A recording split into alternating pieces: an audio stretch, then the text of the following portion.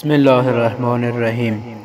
بنیاد علمی فرهنگی مرحوم استاد زکی رحمت الله علیه تقدیم می کند. سخنرانی ها و خطبه های نماز جمعه. سخنرانی 6 محرم آخر سال 1380. تلفن 0781 899 512. جهت خوشنودی شهدای کربلا، مخصوصاً سالار شهیدان و امام مجاهدان حسین بن علی علیه السلام، یاران و اعوان و انصار و جانبازان اون حضرت و جمیع شهدای عزیز اسلام صلوات بلند مرحمت فرمایید.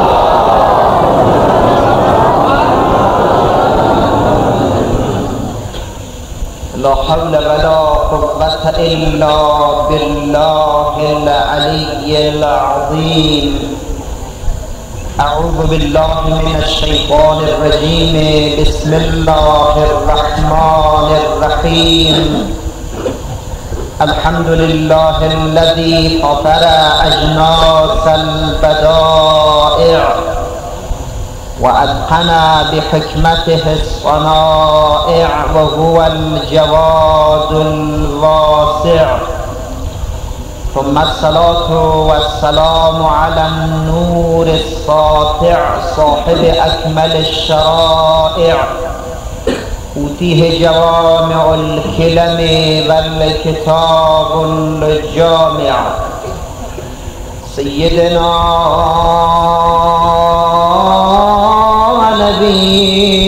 ونبينا ومولانا الذي سمي في السماء بأحمد وفي الأرضين بأبي القاسم محمد صلى الله عليه وآله الطيبين الطاهرين المعصومين الهداة المهديين الأطهرين الأنجبين، لا سيما إمام زماننا وأنيسنا ومونسنا ومولانا وصاحبنا الكهف الحصين وغياث المغتر المستكين، روحي وأرواح العالمين له الفداء.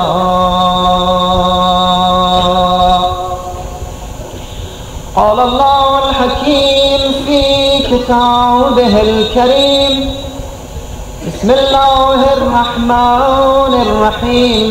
قل إن الخاسرين الذين خسروا أنفسهم وأهليهم يوم القيامة ألا ذلك هو الخسران المبين. يا مقلب القلوب والأبصار، یک سال دیگرم از عمر ما تمام شد و روز اخیر این سال 80 است. نمیدونم چی شد دفتر اعمال ما، این امروز میتونیم عوضش کنیم ما هر چی شد. یا مقلب القلوب والابصار، یا مدبر اللیل والنهار، یا محول الحول والأحوال، حول حالنا إلى أحسن الحال. عن أمير المؤمنين عليه الصلاة والسلام قال: إن الله تبارك وتعالى خلق الملائكة وركب فيهم العقل وخلق البهائم وركب فيهم الشهوة وخلق بني آدم وركب فيهم العقل مع الشهوة فمن غلب عقله على شهوته فهو أعلى من الملك ومن غلب شهوته على عقله فهو أدنى من البهائم. خواستم در این روز 6 محرم شعر را که یک روزی ظاهرا شبی بود در حرم امام رضا علیه السلام، یکی از جمله خدام حرم امام رضا کنارش نشستم، گفت این شعری به تو میدم که راجع به فاطمه زهراست، هر جا خوندی به منم دعا، انشاءالله هم اجر و مزد به او باشد و این روز 6 محرم از زهرا چیز ما شما دیدیم. این شعر مال یکی از خدام حرم امام رضاست. تو ای صیاد مرا با ان همه آه و فغان کشی. شاید نشنیده باشید شعر را، زبان حال زهراست. بیا که اخیر سال من تم هست، روز اخیره یک توسط مع ام الائمه النجباء النقباء فاطمه زهرا کنم. بادا. تو ای صیاد مرا با آن همه آه و فغان کشی، مرا تنها نکشی مصطفی را بیگمان کشی.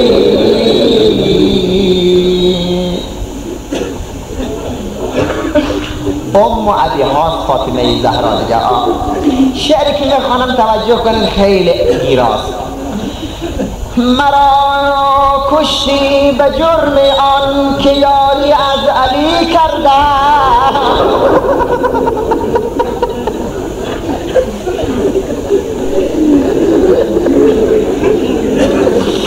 آخ مرا کشتی به جرم آن که یاری از علی کرده، چه خواهی گفت فردا تو طفلی بی زبان کشتی. محسن زهرا چه خواهی گفت که فردا تو طفلی بی زبان کشتی. اگر صیاد سیدش را کشد در حال پرواز، اگر صیاد سیدش را کشد در حال پرواز، تو ای بیرحم سیدت را میان آشیان کشتی. تو ای بیرحم سیدت را میان آشیان کشتی. نه تنها از درخت میوه نارس جدا کردی، محسن فقه شده زهرا، نه تنها از درخت میوه نارس جدا کردی که تو با یک لگد 1/3 از ما خاندان کشتی.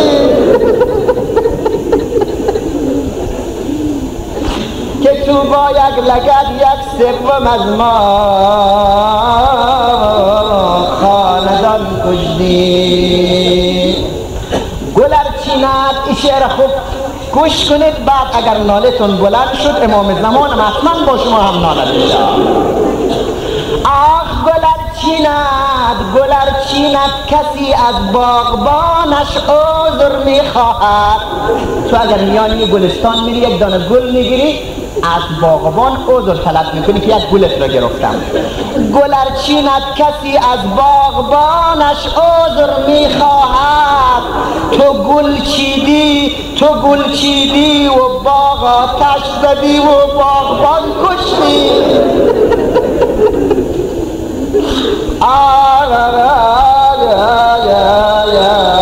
تو گل چیدی و باغ آتش زدی و باغبان کشتی. دروازه آتش زد و باغبانم زهرا را گوش سیدم کش. خوشنودی روح فاطمه زهرا همه جا صلوات بلند.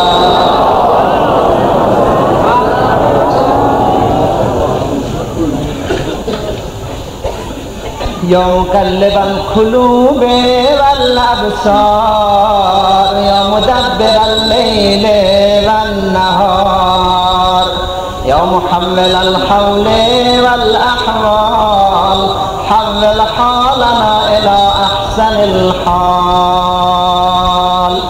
در روز اخیر سال 1380 هجری شمسی قرار داریم. خدایا تو را به عزت زهرا و این شعری که خواندیم و به حرمت حرم امام رضا و خدام حرم امام رضا آخرین روز سال ماست. خدایا اگر در این سالی که گذشت نامه اعمال ما سیاه باشه، ما میریم دست به دروازه این سخته زهرا میزنیم.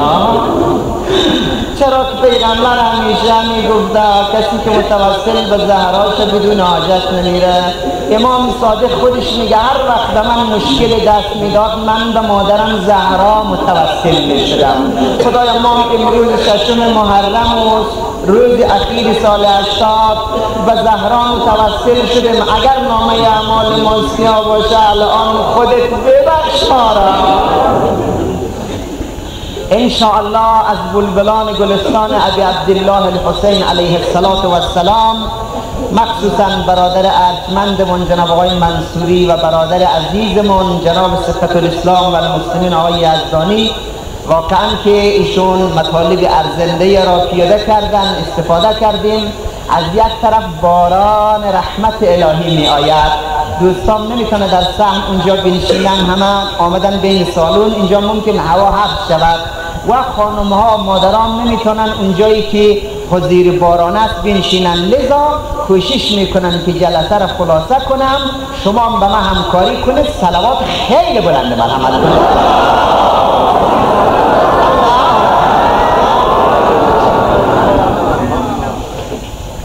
دیروز دوستانی که تشریف داشتن، مؤمنینی که حاضر بودن، مطالب را حضورتون به عرض رساندم که لازم دیدم قسمت اخیر جملاتم رو امروز به حضور مبارکتون تشریح بدهم و مطلب دیروزمان تمام شود.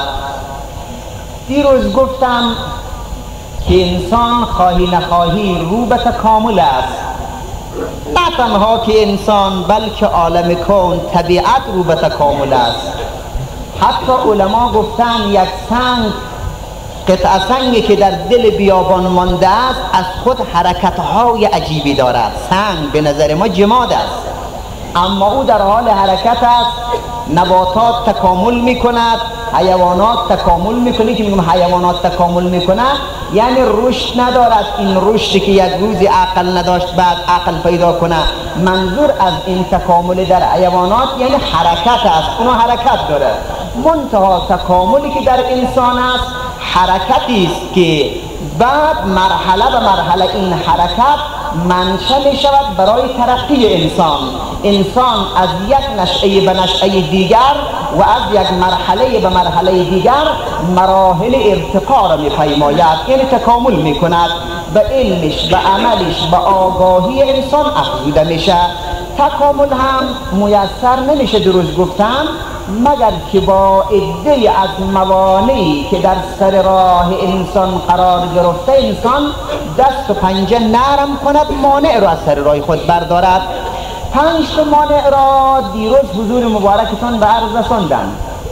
قسمت پنجمش یادتون اگر باشد مبارزه انسان با هوای نفس انسان بود. اینه میره امروز میخواهم که انشاءالله تحلیل کنم که ما و شما هم استفاده کنیم انشاءالله. انسان چطور میتونه با خود مبارزه کنه عزیزم؟ من خودم با خودم چطور بجنگم؟ آیا میشه یک انسان با خود بجنگد، با خود مبارزه کند؟ این چه معنا و مفهومی خواهد داشته باشه؟ باید این نکته را اول بررسی کنیم. امی وجود انسان را، یک فرد انسان را، شما مرا میبینید مثلا 500 نفر شرکت کننده در این جلسه روز 6 محرم سال 1423 هجری قمری شما مرا میبینید، من یکه شما را میبینم. هر فرد از افراد بشر مرکب از 2 تا عنصر است.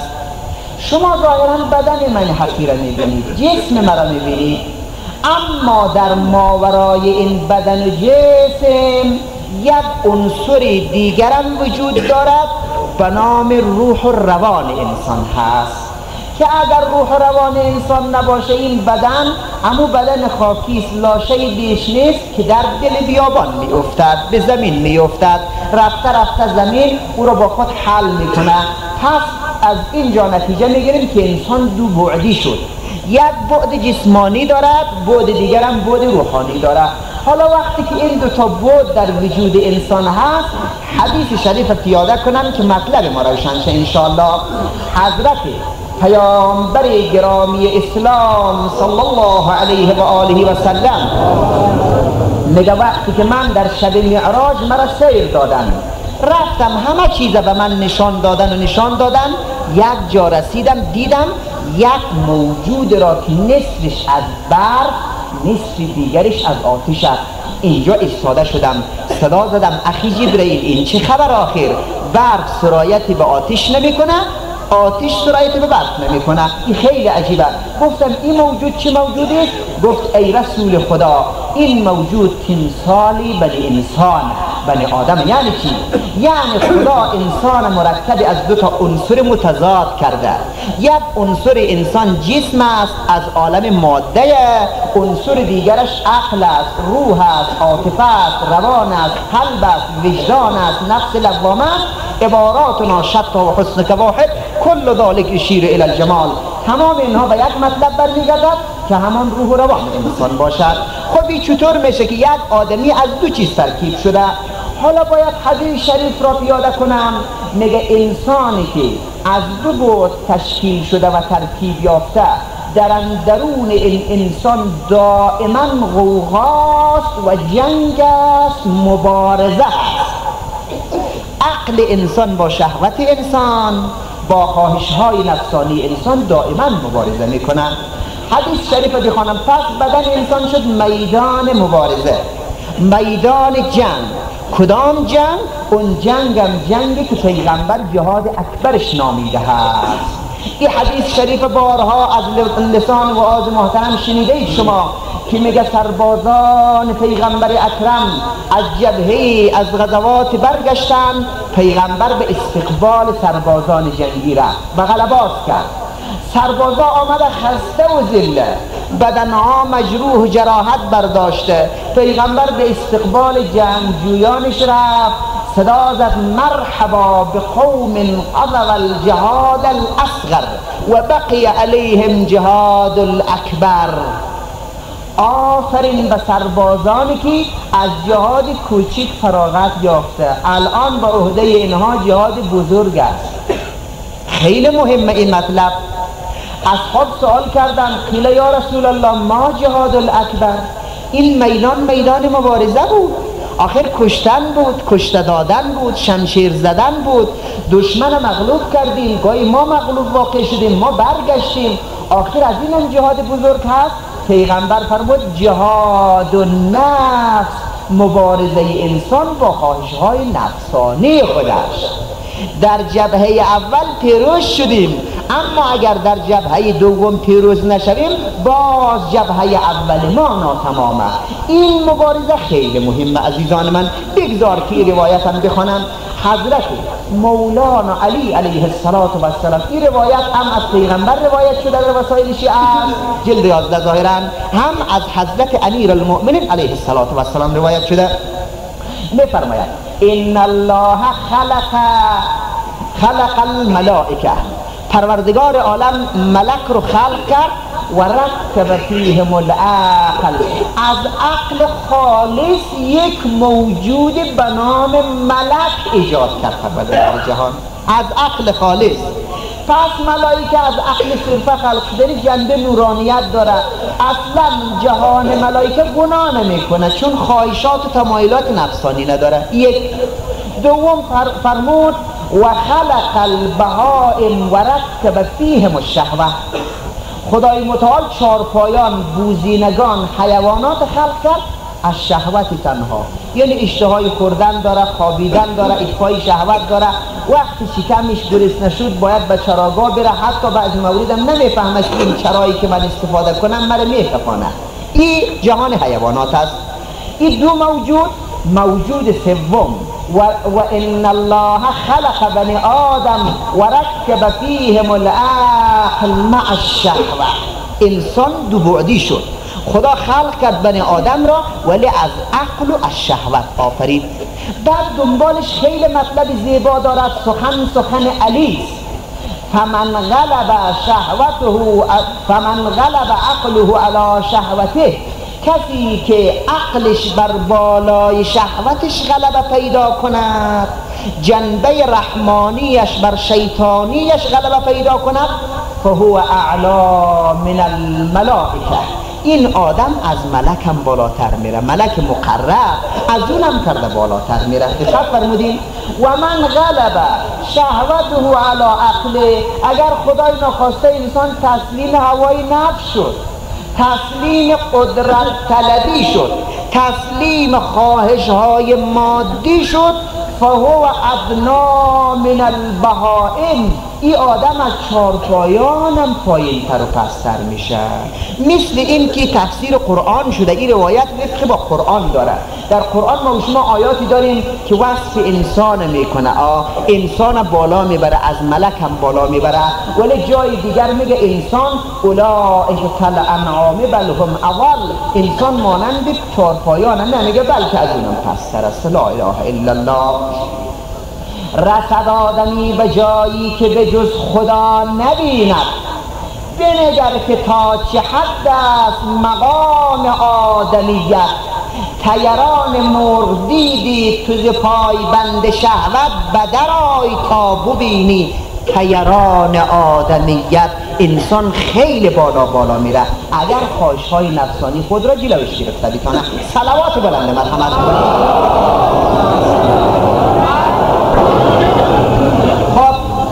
از یک طرف انسان بدنش میدان مبارزه شد، از طرف دیگه اگر خدای نخواسته شهوتش بالای عقلش غلبه پیدا کرد انسان سقوط میدهد. حالا عزیزان من، بزرگواران من، چی کار کنیم ما و شما؟ چی کار کنیم که بر شهوت خود غلبه پیدا کنیم، بر خواهش‌ها و تمایلات نفسانی خود غلبه پیدا کنیم؟ باید بریم به قرآن مراجعه کنیم، باید بریم به دین و مکتب مراجعه کنیم، به سخنان پیغمبر اولیاء الله مراجعه کنیم. اونجا اینطور میخوانیم علما گفتن اگر میتونی بر شهوت غلبه پیدا کنی، یعنی غریزه را کنترل کنی، از یک طرف نعمت از خود شهوت. اگر انسان شهوت نداشته باشد بعد حیوانی ترقی و تکامل هم نداره، ملک تکامل نداره. از طرف دیگر دشمن است. اگر این دشمن به میدان بزنی تو پهلوان میشی، اگر دشمن به میدان زدن نتانی تو را مغلوب میکنه، تو را از چارپایانم پستر میکنه. حالا یک سلسله عوامل علما ذکر کردن که انسان میتونه با واسطه کمک این عوامل بر هواهای نفسانی خود غلبه پیدا کنه، انسان ترقی و تکامل کنه.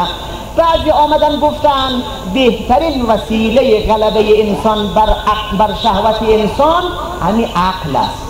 عقل میبینه عقل رو مفهوم اصلیش رو تعریفش نمیتونن بکنن. جوهر مجرد مدرک للکلیات، این در فلسفه شده دیگه، ولی در روایت میگه العقل ما عبد به الرحمن و اکتسب به الجنان. عقل چیزی که توسط عقل خدا رو انسان میشناسه. چطور خدا رو میشناسه؟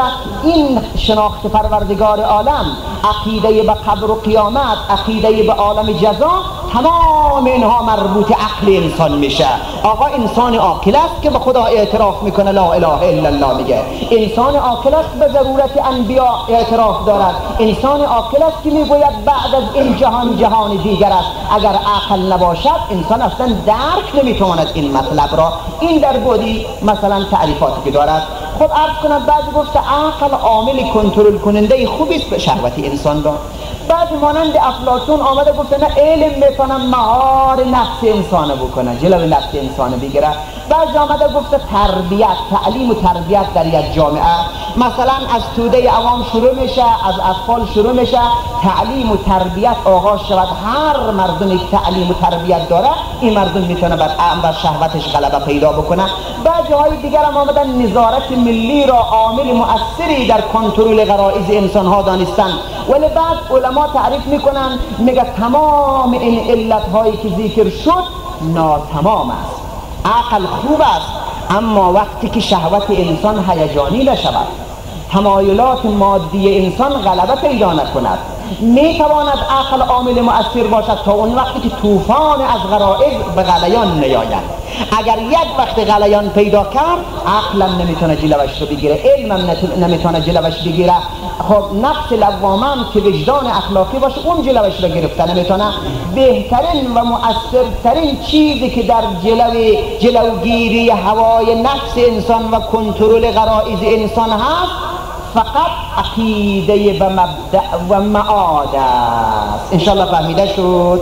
کسی که عقیده به عالم پس از این جهان دارد، کسی که عقیده به خدای یک و یگانه دارد، اشهد ان لا اله الا الله و اشهد ان محمد رسول الله صلی الله علیه و آله وسلم، این آقا میتونه بر هوای نفس خود مسلط شود. بیا بریم انشاءالله قرآن کم کم بخوانیم. ما و شما از کجا کمک بگیریم؟ این خانم‌ها، زن، مرد، این جوانهای عزیز ما که شرکت کرده در این جلسه انشاءالله استفاده کنن. چه عاملی در کار شود که ما بتونیم بر هوای نفس خود مسلط شویم، امیر مهار کنترل بکنیم. بیا قرآن بخوانیم دیگه باداباد. خدا میگه واستعینوا بالصبر والصلاة. اگر میخوایی که بر هوای نفست غلبه پیدا کنی، کمک بگیر از نماز، از صبر. صبر یا مناش روزه یا شکیبایی و پاسداری است دیگه. نشان مثلا صبر کنه، شکیبایی به خرج بدهد. از نماز چطور انسان کمک گرفته میتونه که بر هوای نفس مسلط شود؟ من این نکته را بسیار به طور خلاصه و عامیانه عرض میکنم، همه بفهمه انشاءالله، زن مرد بفهمه. عزیزان، اگر بتوانیم که خدا به ما لطف کند که ما موفق شیم هوای نفس مهار کنیم، در اختیار خود قرار بدیم، نماز خود اول وقت بخوانیم، قضا نکنیم، نماز خود را با وضوء صحیح بخوانیم، با لباس پاک بخوانیم، نماز با عجله نخوانیم. خدا میگه واستعینوا بالصبر والصلاة. عزیزم برو از نماز کمک طلب کن. برای اثبات مطلبم استشهاد کنم به یک تکه تاریخی، صلوات بلند مرحمت کنید.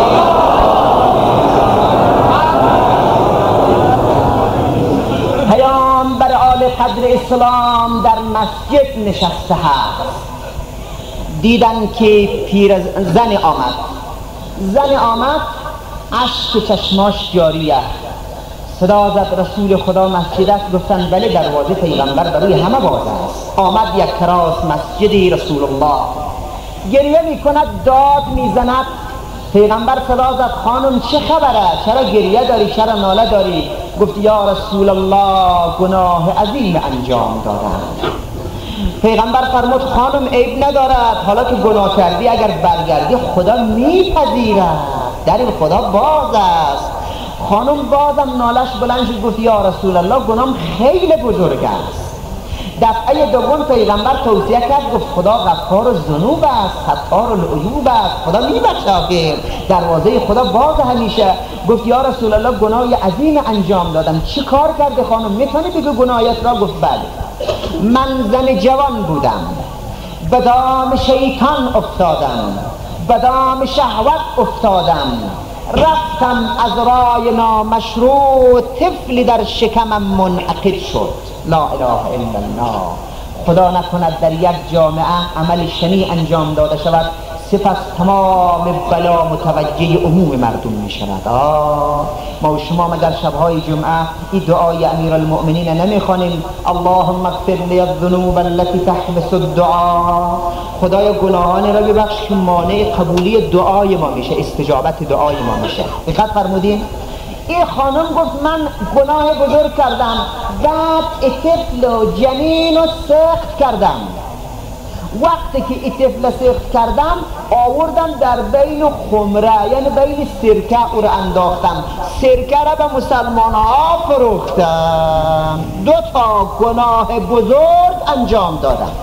یکی از راه نامشروع جنین در شکمم پیدا شد، سپس قتل نفس کردم، او را سقط جنینش کردم. 2 سوم بین سرکه انداختم و سرکه را به مسلمان ها فروختم. ولی بعد فهمیدم که من خاک به سرم باد کردم، داد و بیدادم بلند شده. حالا ای رسول خدا چاره ام را بکن. پیغمبر طبیبه، دکتوره. اگر همچی یک کار را انسان خدا اینا خواسته دور از مجلس و انجمن و ملت ما انشاءالله که چنین زنی و چنین تردامنی پیدا نمیشه بین جامعه ما الحمدلله. خب عرض کنم اگر به چنین دام شیطان انسان مبتلا شد کجا بره؟ به کدام دکتر؟ غیر از دروازه رسول الله دیگه دروازه صراط نداره. اینمی راه دیگه، اینمی راه است. خب پیغمبر اشکای چشمانش جاری شد، گفت خانم قبل از اینی که جوابت رو بیدم از تو یک سوال میکنم، میدانی که چرا به این غم مبتلا شدی؟ میدانی که این مصیبت چرا به سرت آمد؟ گفت نمیدانم ای رسول خدا. گفت انی، پیغمبر میگه انی قد ظننت انک قد ترکت صلاة العصر. خانم تو که به دام شیطان افتادی به خاطری که نماز عصرت رو ترک کردی. شما ببینید انسان اگر نماز را سبک بشمارد به دام شیطان شهوت می‌افتد. من گمان میکنم، گمانم اینه پیغمبر میگه که تو نماز سبک شمرده خانم. هر کسی که نماز سبک بشمارد به دام شهوت و به دام شیطان گرفتار میشود. واستعینوا بالصبر والصلاة، کمک از نماز بگیرید، از صبر بگیرید. این عامل مؤثر در راه کنترل شهوت انسانه. ای بنازم کسایی را که میتونه مسلط بر هوای نفس خودشه. یک چیز دیگر اشاره کنم، گاه لطف خدا میشه انسان راه 70 ساله رو 1 ساعت میپیماید. آیا میتونه کجا میگوید؟ خب جهانگیرخان قشقایی، چی نامیست، جهانگیرخان قشقایی میگه در اول عمر خود من اهل طرب و ساز و آواز بودم، دنبوره‌ای داشتم، رفتم دوران جوانی بود، رفتم این طرب خود ساز و آواز خود گرفتم، در یک دهکده از اصفهان رفتم که همونجا ساز و آواز خانه کنم پولی در بیارم. اونجا رفتم از قضا در یک دهکده رسیدم، تار دنبورم تفید. بعد برگشتم آمدم در خود اصفهان وارد شهر شدم، کنار مدرسه صدرش. اونجا آمدم دیدم یک آدم کفش دوست، یعنی ما شما موچی میگیم، یه آدم کفش دوست موچی هست. صدا زدم گفتم آیا مطرب خانه را سراغ داری؟ کجا؟ گفت چی میکنی؟ گفتم تار دنبورم کفیده، میخوام این را وصل کنم. شما ببینید عزیزانم، یک آدم موچی کفاش کفش دوست یک جمله را میگه به من، گفت که قلب ما را منقلب کرد. صدا زد گفت عوض این که تار دنبورت را وصل کنی پیوند بدهی، چرا تار دلت را با خدا پیوند نمیدهی؟ آی جوان تا به کی از خدا دور؟ آی جوان تا به کی از مذهب دور؟ آی جوان تا به کی بیگانه از خدا باشی؟ چرا تار دلت را با خدا وصل نمی کنی؟ گفت من استاده شدم، جهانگیرخان قشقایی میگه استاده شدم، گفتم آقا جان کجا بروم تار دلم را وصل کنم؟ گاهی لطف خدا میشه سر انسان. گفت برو وارد همین مدرسه علمیه شو. من این توصیه را دارم جوانهای عزیز، زن و مرد، عاشورای امام حسین سبب میشه تار دل ما را با خدا وصل کنیم. درسته؟ این مدرسه ها بیاییم سر و کار به این مسجد داشته باشیم. نظر به من گوینده حقیر پرگناه نکن. نفس این مجلس کیمیایی، حال هوای این مجلس والله عنایت امام زمان است، خودش تار دل انسان با خدا وصل میکنه. گفت وارد مدرسه شدم، خط نوشتم به پدر خود، گفتم تا من لین دل خود را تار دل خود با خدا وصل نکردم دیگه به سراغ من نیایید، من تازه پیدا کردم احرام. چی شد؟ در همین مدرسه خوابید شد آیت الله العظما. دقت فرمودین؟ شد آیت الله العظما. اول اهل ساز و طرب و آواز بود، آمد لین دلش را وصل کرد، شد آیت الله العظما. دو تا شاگرد مبرز از کلاس درسی جهانگیر خان قشقایی بیرون میشه که حالا آیت الله شده. یک آیت الله العظما بروجردی رحمت الله علیه است، چه مرد بزرگ، مرجع تقلید جهان اسلام شده است. دوم آیت الله جمال الدین گلپایگانی. این دو تا مرجع بزرگ از زیر دست همین آدمی که اول اهل طرب و آواز بوده سپس سینه دلش را با خدا وصل زد، آیت الله العظما شد. شما ببین گاهی عنایت خدا میشه واستعینوا بالصبر والصلاة. یک نکته موعظه یک آدمی کفش دوز و موچی چقدر دلی آدم منقلب کرده. بیا روز اخیر سال 80 عزیزم، با خدا چطور میخوای سخن بگویی؟ یا مقلب القلوب والابصار، ای خدایی که تو دلها را عوض میکنی دگرگون میکنی، دلهای زنگ گرفته ما را عوض کن. یا مدبر اللیل و النهار، ای خدایی که گردش شب و روز همه در اختیار تو، در قبضه تو هست. یا محول الحول والاحوال، ای خدایی که ما را از یک حال به حالت دیگر تو منتقل میکنی. حول حالنا الی احسن الحال، خدای حال ملت ما را، جامعه ما را، ای خانواده های ما را خودت به نیکوترین حال منقلب بگردان. حالا این دعای ما و شماست که گفته در وقت تحویل سال 365 مرتبه ای را بخوانه، برای هر روزم یک دعایش را بخوانه انسان. شما دقت فرمودین این دعا را ما و شما بکنیم، نیت کنیم خدایا وضع ملت ما بد است، وضع مردم ما بد است، وضع سیاسی نظامی ما، اقتصادی ما، مخصوصا وضع تعلیم و تربیه ما، پیشرفت ما، تکنیک ما، تکنولوژی ما. دیروز عرض کردم که ما از قافله تمدن دنیای امروز خیلی عقب مانده ایم، افتاده ایم. آقا این دعا رو کن خدایا که وضع ما را به بهترین حالات خدا انشاءالله خودش منقلب بگرداند. دیگه شما را زحمت ندهن، بیا بریم. خدا گاهی برای انسان لطفی میکند، مرحمتی میکند. به یک لطفی که خدا میکند انسان به جای بالا بالا پرواز میکند. میبینی جوانی بسیار، جوانی خیلی، همه ما شما جوانی داشته، ما جوانی طوفان شهوت انسان. جوان شاگرد بزداز، خیلی خوب در دکان بزدازی کار میکنه، جوان است، طوفان شهوت داره. دید یک مرتبه که یک خانم جوان وارد دکان بزدازی شد، این تیکه ها و پارچه ها را خرید.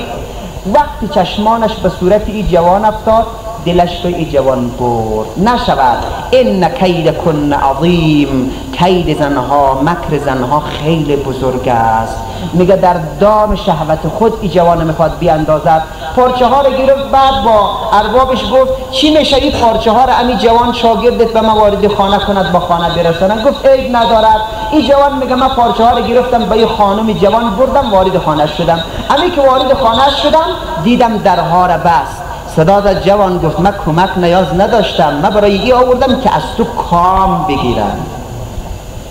عزیزانم واسه یک استمداد خدا نجات میده انسان را، حتما نجات میده.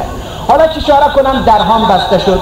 گفت من پیش خود فکر کردم خدا به دام شهوت افتادم، خدا تباه شدم، فردای قیامتم سیاه شد، نامه اعمالم تباه شد، خدا نجاتم بده. لین دل خدا با خدا وصل کرد، هیچ راهی دیگه نداره انسان. لین دل خدا با خدا وصل کرد. چه کار کرد؟ گفت خدا نجاتم بده. یک بار به فکرش افتاد، گفت خانم منم حاضرم این کارشانی انجام بدم، اما اول اجازه بده من برم مقدماتی تهیه کنم، مستراح برم. خیلی خوب برو مستراح. رفت میان توالد، آمد تمام کثافات از فرق سر تا به قدم به جانب خود. شما ببینید آمد وارد خانه خانم شد. تا خانم دید که اندامش همه بو تعفن دارد، گفت چرا جوانی کار کردی؟ برو از خانه من خارج شد. در باز کرد. یک کراس میگه آمدم میان حمام، آمدم لباسهای کثیف از بدن خود خارج کردم، آمدم لباسها را شستم، غسل کردم. گفتم خدایا تو را حمد میکنم که اگر لباسم آلوده شد اما روحم آلوده نشد. خودش میگوید از اون وقتی که من غسل کردم دیدم خدا نور در دل من ایجاد کرد، چیزی را که نمیدانستم الان میدانم. دقت فرمودی؟ یا مقلب القلوب والابصار یا محول الحول والاحوال حول حالنا الى احسن الحال. ما و شما اینیم روز 6 محرم آمدیم با خدای خود استغاثه میکنیم. خدا دیگه اجرا را پیدا نکردیم، وضع ما خیلی بد است، وضع اقتصادی ما گرچه الحمدلله این امنیت نسبی روی کار آمده. دوستان عزیزان، شکر نعمت باید ما و شما بکنیم. من این نکته را گفته میتونم اگر نیروهای حافظ صلح در همین کوچه و در خیابانها و گشت و گذار نباشه، بازم یک عده از مفسدین، کسانی که عقلش مغلوب شهوت قرار گرفته است، خون مردم مسلمان خوردن، در هر حکومت خون مظلوم را خوردن، الان هم موجودن. اگر اینها نباشد بازم مردم مورد آزار و اذیت قرار میگیره. این امنیت نسبی رو ما و شما قدرش انشاءالله بدانیم که خدا مستدام بدارد. و شما عرض کنم عزیزانم که باز هم استمداد طلب کنیم از خدای متعال. خدایا وضع اقتصادی ما را، تعلیم و تربیه ما را، اخلاق خانوادگی ما را، مناسبت های قومی و ملی افغانستان را، این کشوری که سراسر مال از گرمای محبت و دوستی بود، باز هم اعاده عزت و اخوت و امنیت بگرداند انشاءالله. فردا روز هفت است. از یک طرف روز هفتم روز علمبرداری ابوالفضل العباس، از یک طرف دیگرم روزی جنده بالا کردن یا بیرق بالا کردن. دو روز اشاره کردم قبل از ظهر مثل این که دوستان میرن سخی اینجا خب مراسم بیرق بالا کردن دارن، 2 سال نو داره، ولی بعد از ظهر ما و شما اینطور مراسم داریم. اگر اونجا بیرق علی رو بالا میکنه، اینجا بیرق ابوالفضل ما و شما بالا میکنیم ان شاء الله. اونمو بیرقی که در بدر و حنین و خندق و خیبر بوده، اونمو بیرق در کربلا بوده به دست عباس، اونمو بیرق الان کجاست؟ به دست امام زمان. یک روز که آقا بیاید اونمو بیرق میاره که پیغمبر بالا کرده. این رایت بگویم، جند بگویم، اگر بیرق بگویم، علم بگویم، جنده بگویم، هر چی بگویم، تمام اینها یک نام و یک اسم، یک رسم داره. فردا را دعا کنیم وقت تحویل سال است. خدایا جشن ملی مملکت افغانستان است. خداوند یک نوع اتحاد، صمیمیت، برادری، وحدت ملی در میان ملیت های مسلمان افغانستان به وجود بیاره انشاءالله، که هم برکت عاشوراست، هم برکت سال نو است، هم زنده شدن طبیعت است، هم زنده شدن دلهای ما و شما باشه انشاءالله.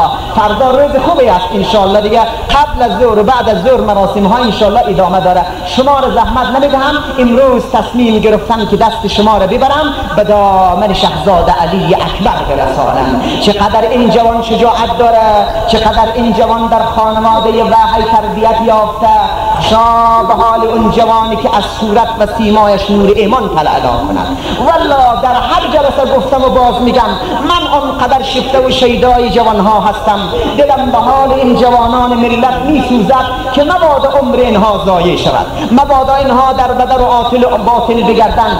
آنچه که فریاد میزنم سردمداران مملکت به فریاد جوانان ملت برسید. والله یک ساعت اگر عمر این جوانان تباه میشه و تلف میشه، از تعلیم و از تمدن میمونه، تربیه میمونه، این ضایعه جبران ناپذیر به ملت افغانستان خواهد بود. بیا بریم کمک بگیریم از 18 ساله علی اکبر که اونم جوان است دیگه. خب عرض کنم حضورتان یک کتابی دارد حاج مهدی مازندرانی. حاج شیخ مهدی مازندرانی از علمای بزرگ است، در کربلای معلا بوده، چند سال 50 سال تقریبا اونجا روزه خوانده. کتابی دارد به نام کتاب معال السبتین، کتاب دیگر دارد به نام کتاب آثار الحسینی. در همین کتاب آثار الحسینی خود یک داستان نقل میکنه. اونجا میگه در منطقه ما در مازندران یک شیخ بود، شیخ عباس چاوشی، هر سال کربلا میرفت. امی که عاشورا محرم نزدیک میشد، بیرق داشت در وسط کوچه، در وسط شهر میآورد، صدا میزد هر کسی آرزوی کرب و بلا دارد خوش باشد. ای خوشان روزی که من شما هم بیتانیم انشاءالله دیگه همینطور با پای پیاده، سواره، وسایل نقلیه صدا بزنیم جوانا را، ای جوانایی که شبها میایی سینه زنی میکنی عاشقانه عارفانه بیا راهی کربلا شد. تو هم صدا میکنی آقای امام حسین ما اقتصاد نداریم، زاد راحله نداریم، مگر نه دل ما پرواز میکند بریم قبر ششموشهی تو را زیارت کنیم. 1 سال 2 سال 12 سال میتونه هر سال کربلا میره شیخ عباس چاوشی، ولی 1 سال عاشورا نزدیک شد دیدن که اصلا شیخ عباس حرکت نمیکنه. جوانها آمدن اطراف دور و برش رو گرفتن، گفت شیخ عباس چرا این سال نمیری؟ گفت من این سال فقیر شدم دیگه، زاد راحلم ندارم، نمیتونم کربلا برم.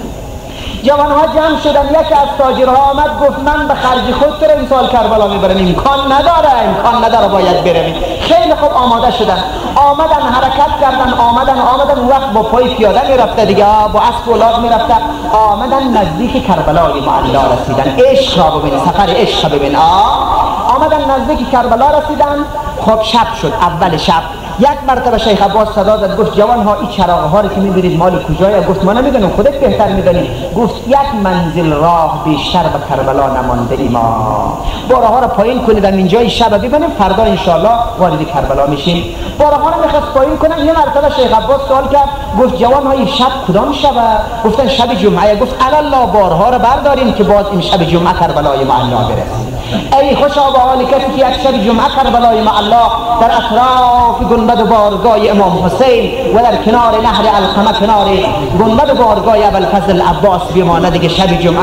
آمدن حرکت کردن، اول شب است، باره ها را پایین کردن، گفتن بیا بریم گرچه گرد و غبار سفر به رخسار ما نشسته، ولی در عین حال تشنه هستیم بریم به حرم امام حسین. از دور سلام نامه بخوانیم. از نزدیک آمدن سلام نامه خواندن. این جوانها صدا زد، دور و برش رو گرفت، گفت که در مازندران شما نوحه میخواندین، سینه زنی میکردین، دور و برک ما جمع میشدیم، چی بشه امشب حرم امام حسین اینجا نوحه بخوانیم؟ گفت چی بخوانم؟ گفت امی دفتر خود بر میدارم، به اسم هر آقایی که آمد روزه او رو میخوانیم. خیلی خوب، دفتر باز کرد، دید که نوحه شهزاده علی اکبر آمده است. قربانت بگردم علی اکبر. علی اکبر میدونی امام حسین چند فرزند داره؟ علی اکبر، علی اوسط، علی اصغر. کسی سوال کرد از او، گفت آقا جان این همه فرزندانت رو اسمش علی میگذاری؟ گفت والله اگر خدا 100 فرزند به من میداد اسم همه رو علی میگذاشتم، آنقدر اسم بابایم علی را دوست دارم. خیلی خوب، نوحه علی اکبر را خواندن، گریه کردن، دلشان سوخت، برگشتن با اتاقهای خود. گفتن یه مقداری هم بخوابیم، سحر میشه دیگه، فردا میشه انشالله بازم به زیارت میریم. شیخ عباس خودش میگه من وقتی که در اتاق رفتم خوابیدم، در عالم خواب رفتم. یک مرتبه در عالم خوابم که در اتاقم زده شد، در زده شد، دنبال در آمدم، در باز کردم که یک غلام سیاه است. گفتم شما چیکار هستین؟ کجا آمدین؟ گفت من قاصد آقا هستم. گفتم آقا کیه؟ گفت به عشق آن کسی که به کربلا آمدی، یعنی به عشق امام حسین. آقا چی گفته؟ آقا پیغام داده شیخ عباس با رفقارت جمع که آماده باشید که امام حسین به زیارت و دیدن شما میآید. به به، عاشقی یک طرفه نیست، عاشقان گرچند محتاجان روی دلبرند، دلبران بر عاشقان از عاشقان عاشق‌ترند. اگر عشق تو حقیقی باشه والله امام حسین هم به تو عاشقه، کربلا هم به تو عاشقه، مکه و مدینه هم به تو عاشقه، امام زمان هم به تو عاشقه، زهرا هم به تو خانم مسلمان عاشق است. گفت آماده باشین آقا به دیدن شما می آید. من در عالم خواب رفتم، رفقا را جمع کردم، مرتب در میان اتاق نشستیم. یک مرتبه دیدم در اتاق باز شد، آفتاب آسمان در زمین طلوع کرد، میخواستیم از جا حرکت کنیم. آقا صدا زد شما شیخ عباس خواهش میکنم از جا نخیزید، شما از راهی دور آمدید، شما گرد و غبار مسافرت به رخسارتان نشسته، شما خیلی قدر دارید. آقایان عزیز از جا نشستی، جوانها را دیدیم زیر باران نشستن، ایستاده شدن، هر جا نشستی صدا بزن آقا امام حسین. این مردم روز ششم محرم به عشق تو آمدن، به عشق خانت آمدن اینجا. آقا نشست، صدا زد شیخ عباس چاوشی من نیامدم مگر برای 3 مطلب. مطلب اول این است کسی که عاشقانه با معرفت و زیارت ما بیاید، ما به به زیارتش میآییم. این اول است. کسی که عاشقانه به زیارت ما بیاید ما به زیارتش میآییم. یک. دوم شیخ عباس میدانم در اون مازندران او تکیه خانه است، حسینیه است. او پیرمرد با ایمان نمازش ترک نمی کند، غیبت مردم نمی گوید، عاشق مکتب اهل بیت است، اما دم دروازه کفش برداری می کند. خدا میداند عزیزان، یک شب حرم امام رضا بودم، خیلی شلوغی بود. آمدم دیدم کفش بردارای امام رضا را آنقدر مؤدبانه کفش برداری میکنه، آنقدر گرد و غباری زواری امام رضا را سرمه چشم خود میکنه. ایستاده شدم گفتم بابا این پیرمردها 1 ساعت کار کنه، 2 ساعت کار کنه، 6 ساعت کار کنه، اما چقدر اینا حوصله داره. بعد با خود گفتم آنچنان اینا عشق داره، آنچنان علاقه داره، هر زباری که میآید سلام میدهد. امام رضا عجیب آقایان گفت سلام مرا به او پیرمرد برسان. به شما امام حسین سلام رسانده. این مطلب دوم. مطلب سوم، ای شیخ عباس هر وقت کربلا آمدی، هر وقت دیدی شب جمعه بود، هر وقت شب جمعه بود، تقاضا دارم، خواهش دارم، نوحه علی اکبر نخوان. صدا زدم آقا جان، مگر من غلط خواندم، مگر من اشتباه خواندم، مگر دروغ بود؟ باز دیدم گفت شیخ اگر آمدی شب جمعه بود تقاضا دارم، نوحه علی اکبر نخوان. اخترای گلوی امام حسین گرفت. صدا زدم آقا مگر اشتباه خواندم؟ گفت نه تو اشتباه نخواندی، اما نمیدانی که شبهای جمعه مادرم زهرا کربلا بیاید.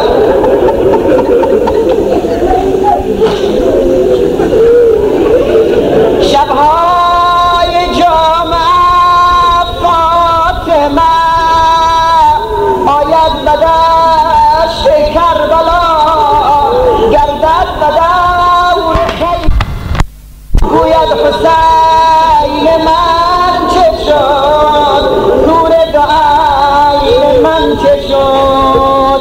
شیخ عباس مادرم زهرا طاقت نداره مصیبت علی اکبر رو بشنوه، فقط کلمه ختم من است. الهی به حاجت نری امروز انشاءالله. امروز اخیر سال 80 من توی فقط 2 جمله رو عرض کنم. علی اکبر روز عاشورا میدان رفت، اجازه از بابا طلب کرد، خسته شد چند تا از ظالمان به درک واصل کرد، از پشته ها ساخت، اسلحه در بدن ای جوان سنگینی کرد.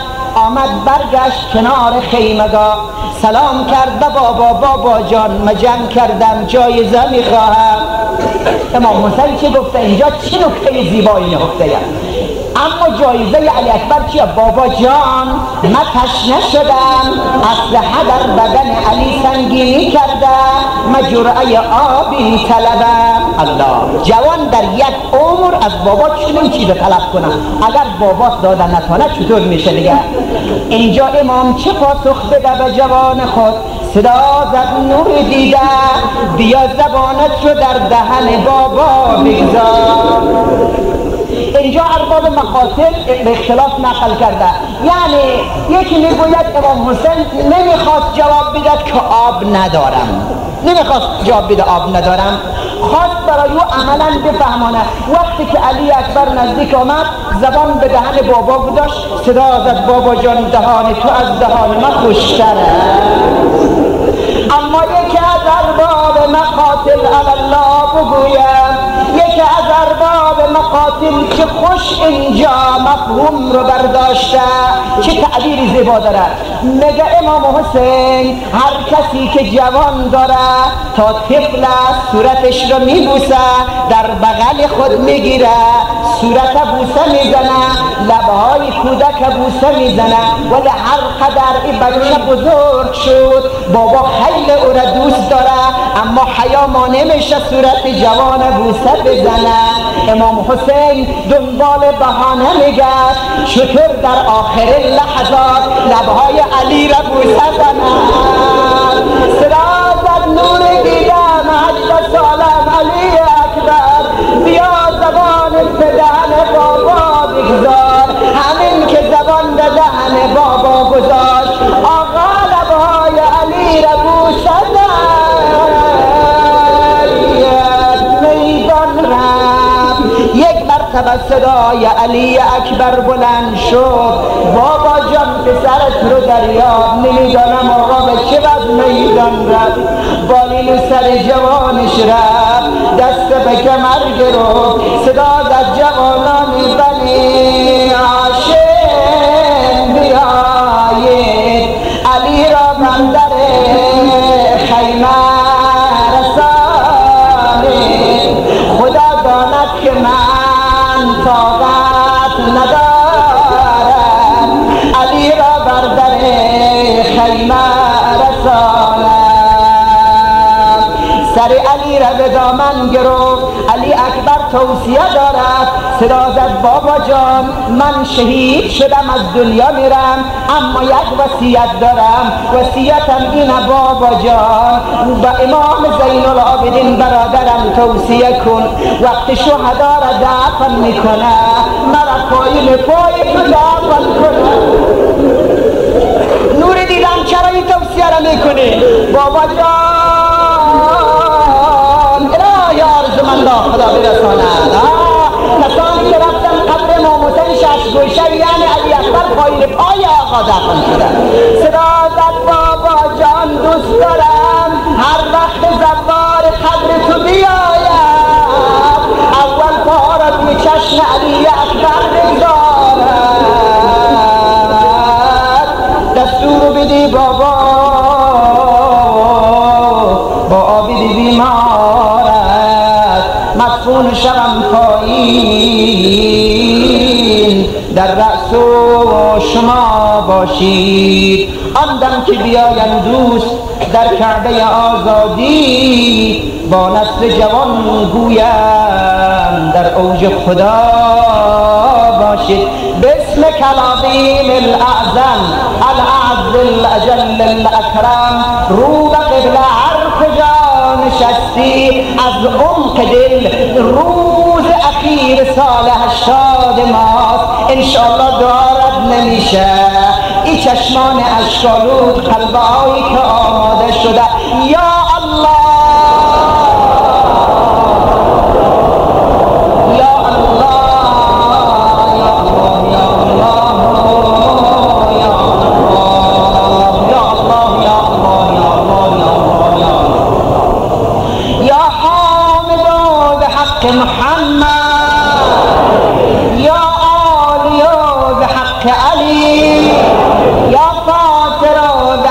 فاطمه یا محسن بحق الحسن یا قدیم الاحسان بحق الحسين بسات المعصومين من اولاد الحسين.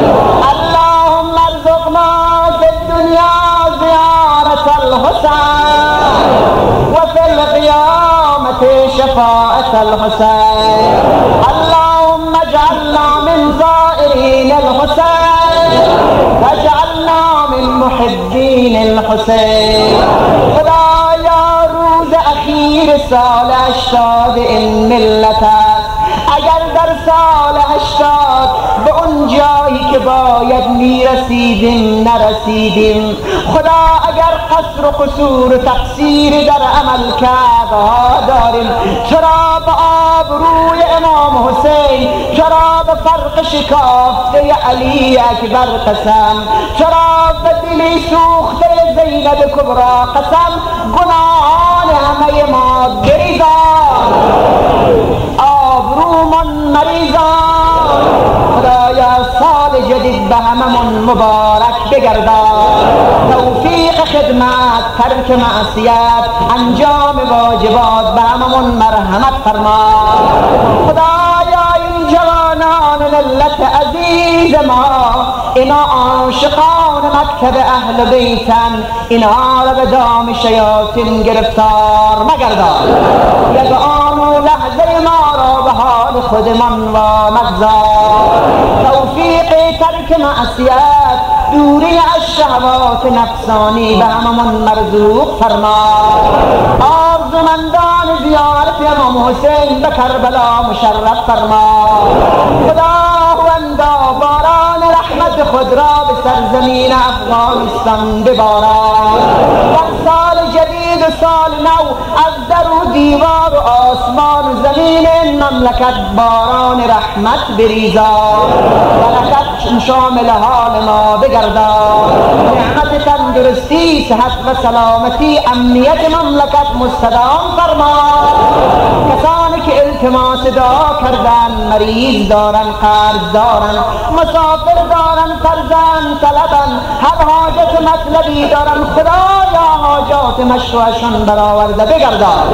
خدایا این مردمی که با یک دنیا عشق علاقه راهی دستگاه شدن، زن و مردی که در این هوای مرطوب و بارانی تشریف فرما شدن، خدایا این ملت را از مکتب امام حسین، مکتب غیرت علی عبدالله کامگار برم گردان.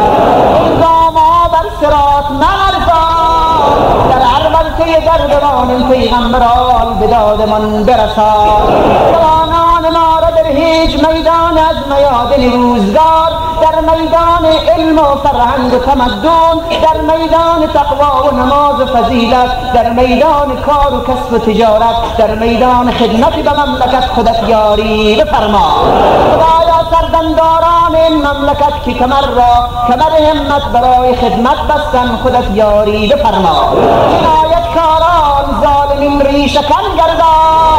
قلب مقدس آقامون امام زمان از ما راضی فرما. چشمان خیره ما را به جمال آقامون منور گردان. اللهم اقض حوائجنا الشرعیه، ظاهریه والباطنیه، دینویه والاخرویه، حق محمد و آله خیر البریه. رحم الله من قرأ الفاتحه مع الاخلاص والصلوات.